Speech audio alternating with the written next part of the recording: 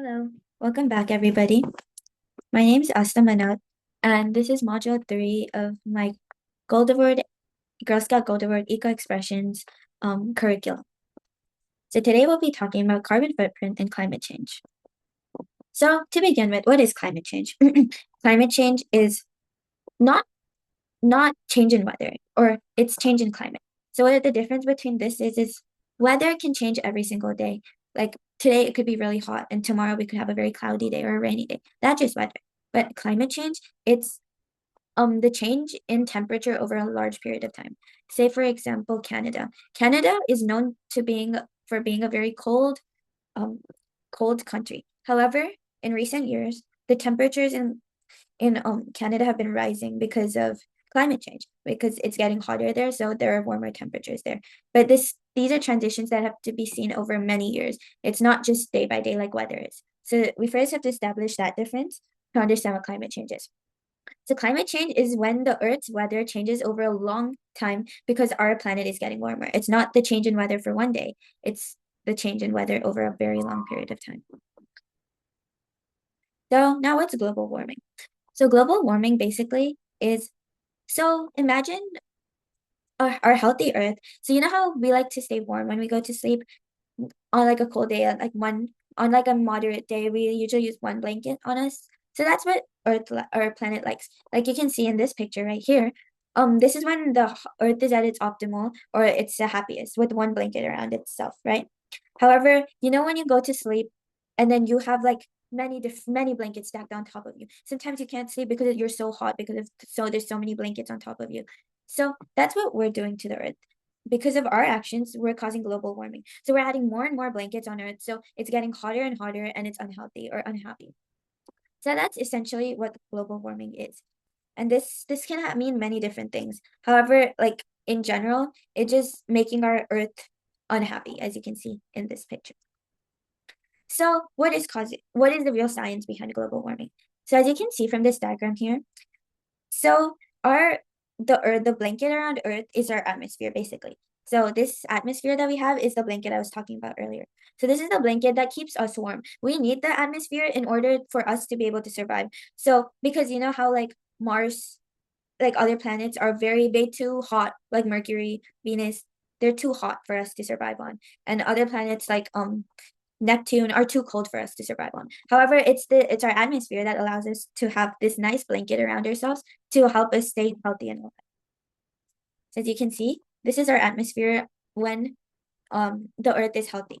So solar radiation or heat from the sun comes into our atmosphere, and most of it, as you can see from this thicker aerial leaves our planet, and less and some of it stays within the atmosphere to keep us warm. However, because of our actions, we're causing an enhanced greenhouse effect. So basically what greenhouse effect is there's these greenhouse gases in our atmosphere, as you can see here, that capture the heat for us. So when our Earth is healthy, there's a limited amount of these gases that capture just enough heat for us to stay healthy. However, because of the actions we are causing, we're releasing too many greenhouse gases into our atmosphere, which is essentially holding more heat inside our atmosphere and letting less heat escape. So as you can see from this arrow here, when compared to this arrow, there's less heat escaping, and the arrow here the heat that's staying inside is less here, whereas it's a lot more on this in this picture. So essentially, that's how we're causing global warming. Because of human caused actions, we're releasing these greenhouse gases that are causing our Earth to overheat, which is causing climate change. So next, let's talk about carbon footprint. So what are these? So essentially, we're going to be looking at what these actions are that are causing global warming. So, carbon footprint is the amount of pollution made by our actions, like using electricity, driving cars, throwing away trash. And the bigger our footprint is, the more we're releasing greenhouse gases that are causing our Earth to warm up and doing activities that are causing climate change. So let's see what some aspects of our carbon footprint are. So one major aspect of our carbon footprint is, or essentially it is at the essence of what our carbon footprint is how much pollution we're causing or putting into our planet.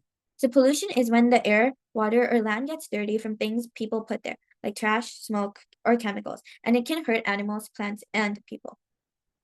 So pollution is what is causing these increases in greenhouse gases, which is hurting our planet. So now let's talk about what countries have the highest carbon footprint. As you can see from this map, the darker the color is, that means the higher their carbon footprint is. As you can see here, China is number one with the highest carbon footprint, and the US, our country, has half of what less than half of what China produces, or less than half of China's carbon footprint, and we're still number two. So can you imagine how big our carbon footprints are? And then Russia is fourth, India is third. As you can see, all of these countries are the major producers of carbon or greenhouse gases in the world. Essentially, we're the leading cause or one of the biggest reasons why we are facing the negative impacts of global warming today. So now let's go over what the three types of pollutions are in that we're releasing into our environment that is causing these issues. So first is air pollution. Air pollution is basically the pollution that comes from smoke, from cars, buses, and factories that goes into the sky. So this is the smog we see when we're around a factory. Like the air is very dark or like very smoky, and we can like smell the fumes from the factories. That's a result of air pollution. So we're essentially releasing all of these chemicals into our atmosphere, like right as you can see here, that are causing global warming. So all of this is releasing toxic chemicals as well as a lot of carbon dioxide, which is keeping the heat inside of our atmosphere. So air pollution is one type of pollution. Another pollution is water pollution. So water pollution is the trash and chemicals from boats and factories or people that go into rivers and lakes and oceans. So essentially, water pollution is releasing these all of our like trash into our water bodies. And these are the water bodies that we get our drinking water from, our water that we shower and brush our teeth from. So essentially we're just polluting and putting all these toxic chemicals into our water that we are ingesting and hurting ourselves with. This is so as you can see, all one common theme between all three of these pollutions is it's hurting us humans and the animals in our environment just as much as it's affecting our whole planet. So as you can see, the release of trash and toxic chemicals into water bodies can be fatal for some people because some people don't have access to filtration systems, and they can be ingesting all these toxic chemicals. So water pollution is also a huge problem. And next is land pollution. We've all seen pictures, or we've all like thrown away trash at some point in our life, right? So all of that trash we throw away goes into these huge landfills where all of our trash is dumped. And as you can see from this picture, there's like animals that are eating that trash, all the toxic chemicals in our trash, all of the chemicals in our plastics, they're ingesting those, and they're getting sick. And some of these animals are animals that are food for us, like our chickens or pigs. That's all meat that we eat. So all of the trash they've ingested, all of the toxic chemicals they've ingested are going into our bodies. So like I said, and this trash can also release a lot of chemicals as it decomposes into our atmosphere, which is also causing greenhouse gases and affecting our planet. So essentially we can see that like we are the main drivers of global warming and climate change on our planet. So here's a video of global warming explained. So you know how we live on our awesome planet Earth? Well, Earth is like a giant greenhouse. If you've ever been inside a greenhouse, the sun's rays come through the windows, but they can't escape. And that's why the greenhouse gets and stays warm. But here on Earth, instead of a greenhouse, we have an atmosphere that surrounds our planet like a big invisible blanket. This is called the greenhouse effect, and it helps keep our planet at the perfect temperature for us to live. But here's the thing. People have been doing things that are making that blanket thicker and thicker. We've been burning fossil fuels like gasoline, diesel, and oil, but we've also cut down a lot of trees too. And this is what is adding more and more heat-trapping gases to the atmosphere. You see, when the sun's rays come down to Earth, they warm up the ground, but then some of that heat tries to escape back up into space. That's when the greenhouse gases in Earth's atmosphere comes into play. And those greenhouse gases trap the heat and bounce it back down to the ground like a big invisible trampoline. But just like anything, too much of a good thing can be bad. When we add too many greenhouse gases to the atmosphere, it can make the Earth too warm and cause all kinds of problems, like melting ice caps and also changing weather patterns. And that's why it's called global warming, because our Earth is a globe and it gets warm. And well, globe, warm, Earth, warm, you get it, global warming. And the best way to slow this down is to be kind to our planet Earth by using less energy, walking or biking instead of driving, and planting more trees. If we all work together, we can keep our planet happy and healthy for a long, long time. But if we don't do something about global warming, well, some not so great things could happen to our planet. The Earth could get too hot, and that can cause the ice at the North and South poles to melt, which could make the sea level rise and flood some of the land that people and animals live on. And the weather could get all crazy, with some places getting really dry while others get really, really wet. Some animals could even go extinct because their homes are destroyed. Global warming can become a bigger problem the more we don't take care of our planet Earth, and that can cause all sorts of trouble for everyone living here. But if we all work together and take small steps to be kind to the Earth, we can help slow it down and keep our planet happy and healthy for generations to come. Well, hey, guess what? Now we all know a little bit more about global warming. Thanks for watching, and don't forget to smash that thumbs up button. It really helps out our channel. It sure does. Share, subscribe. Bye. Now that we've watched that video that helped us understand more at a deeper level what global warming is and what's causing global warming, let's continue to see one of the biggest factors that is causing the biggest factors that we're doing that is causing these high levels of carbon footprints in our country, in countries like China and India. So fossil fuels. So essentially, fossil fuels are non-renewable energy. So energy sources from the remains of plants and animals that lived millions and millions of years ago. So it's all of the dinosaurs that lived millions of years ago that have been that have decomposed and become coal, oil, or natural gas. So essentially, we pump those resources out and we use them as our energy sources. So we burn them to make electricity, heat, and power our cars, etc. These fossil fuels are also used in producing plastics. So all of the wrappers that we use for food, all of the things we use at home, your toys, everything plastic that you see comes from fossil fuels. And burning them makes pollution and adds to climate change. So it is one of the largest driving factors of climate change.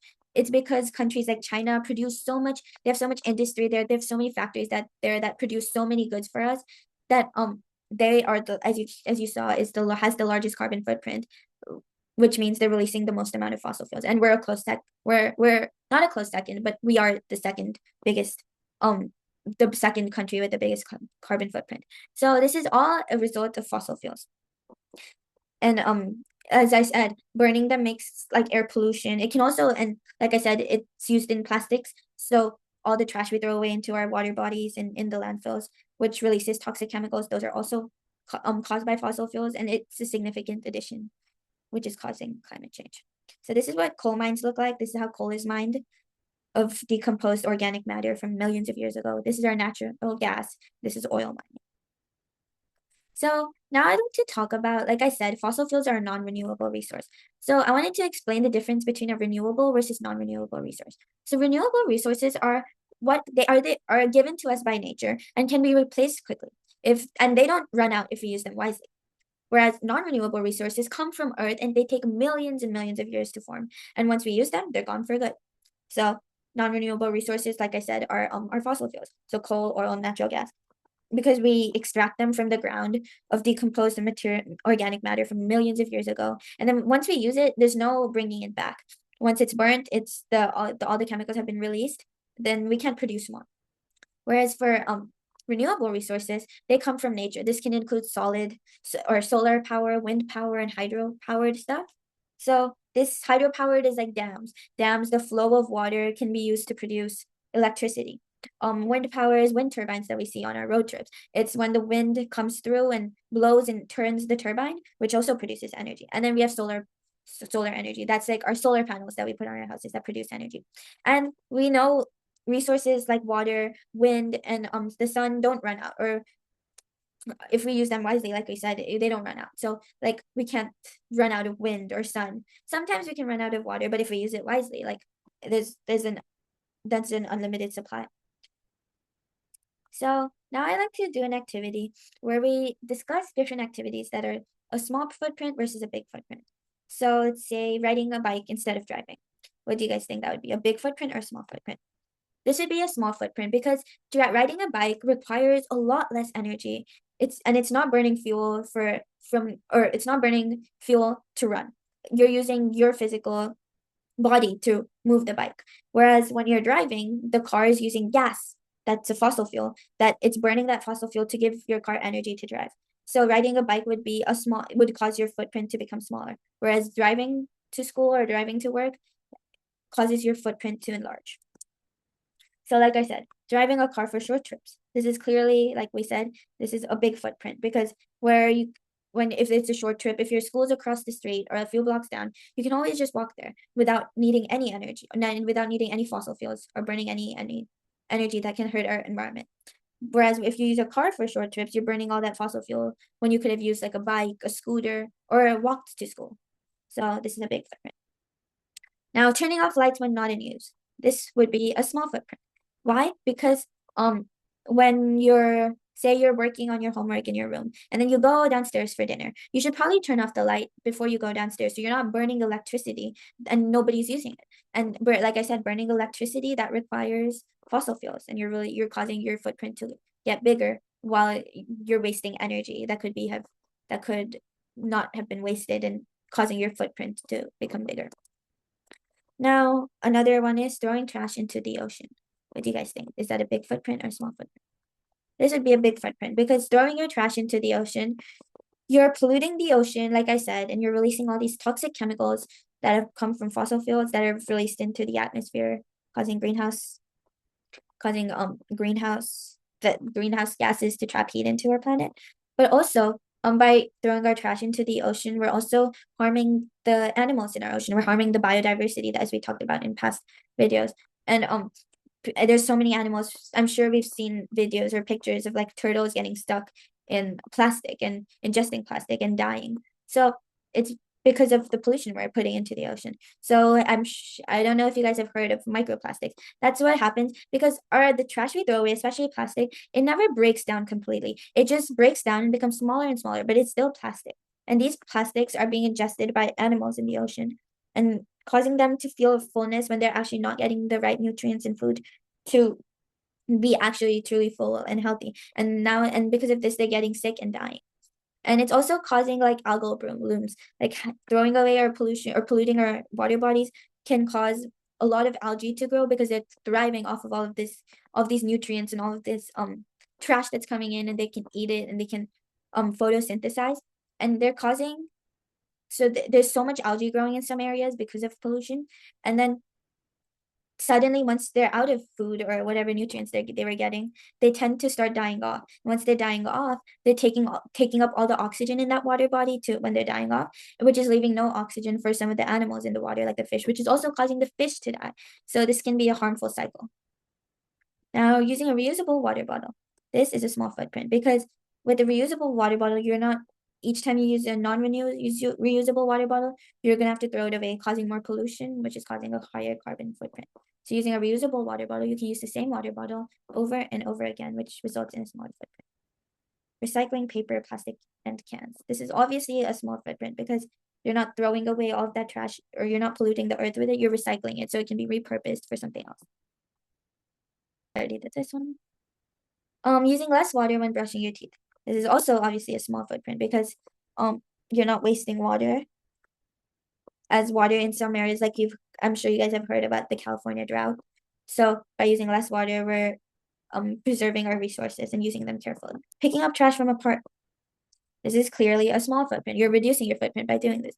By picking up trash from a park, you're making sure the park isn't polluted. So animals don't eat the trash and get sick, and it's not releasing those harmful chemicals into the atmosphere as well. Cutting down too many trees. This is a big footprint because one of the things about trees is they're kind of like storage containers. So they can capture all the greenhouse gases we're putting into the planet and they can store them inside of them. So they're reducing the amount of greenhouse gases in our atmosphere, reducing global warming. However, cutting them down, instead we're releasing all of the sequestered carbon they were holding, and we're releasing it back into the atmosphere. So that's why there's so many about like there's so much going on about planting more trees, as they can store more of the greenhouse gases we're releasing, offsetting our effects on climate change in our planet. So cutting these trees down is a huge footprint. This is a big footprint. Spraying harmful chemicals into the air. Essentially, by doing this, you're releasing all these toxic chemicals into the atmosphere, which is bad for us as well for the environment. So this is like spraying pesticides and stuff into the atmosphere. And by doing this, we're causing an obvious big footprint. Obviously, big footprints. Like I said, planting trees, we're growing these storage containers that are essential for offsetting our effects on our climate. So now I have an activity for you guys to do. It's the Carbon Buster Hero. So I want you guys to come up with a name of a hero, their special power, and how they help to shrink the carbon footprints. And then you guys can share it with your class. So my example would be, my hero turns short car trips into fun bike rides, which keeps the air cleaner and saves energy. So the mission of my hero would be that she would help kids and families use bikes, scooters, or walk instead of driving when going to nearby places. And why it's awesome? Because fewer car rides means less carbon dioxide in the air or less greenhouse gases, which helps slow global warming. Thank you for listening. And this video concludes our curriculum of the climate awareness and environmental awareness. So I'm so glad you guys finished, and I hope you guys learned something new and can become climate warriors now. Thank you. Bye. Causing us to cause